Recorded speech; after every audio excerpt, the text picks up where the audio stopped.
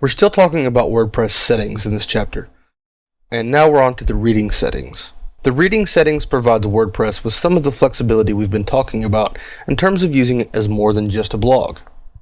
The first option we see is what the front page should display. By default, it shows your latest posts, which is appropriate for a pure blog. However, if we wanted to use one of our pages for the landing page, we could select that by setting the A Static Page setting and selecting a page for the front page. Next, you can set how many posts a page shows at once, if that many more posts are available. Most people leave this setting at 10, and if you're using the Infinite Scroll Jetpack plugin, it really doesn't matter to what this is set.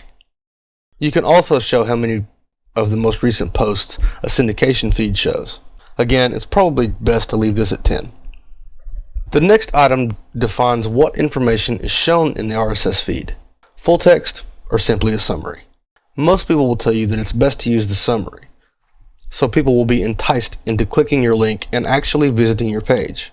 If you monetize your site, this is your best option, but it is possible to monetize an RSS feed as well. Personally, I prefer the summary because I want people to actually visit my site so that I can get better statistics. Search engine visibility allows you to discourage search engines from indexing the site.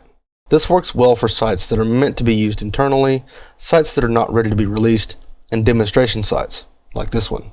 In other words, if you want the world to see your site, don't check this box. The next option is define the contents of the email sent when a user follows a blog post or a comment thread. You should at least customize these to include the name of your blog so that people know where the email originated.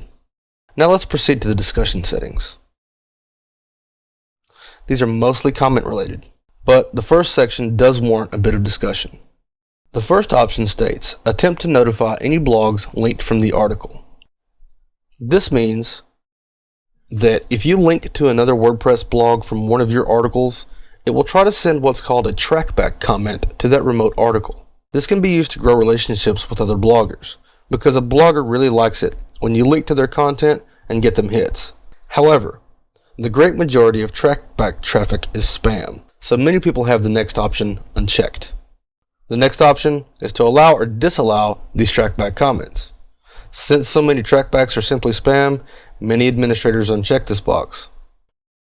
Next, you can choose to disable comments altogether. If you don't want or need interaction with your readers, you can uncheck this box and not have to worry about comments again. The next section is a little bit more comment related. The more important options here are users must be registered and logged in to comment. This is a great anti-spam measure, but some people don't like to have to create an account and log in. It's up to you to weigh the pros and cons of this one. Personally, I'll leave this checked. The next thing I want to mention is that you can disable comments on all articles older than X number of days. Most blog posts are time sensitive, and leaving comments open on old posts just provides more opportunity for spammers to post spam comments.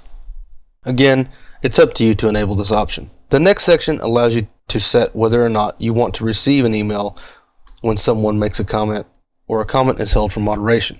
We'll talk about these in the next video.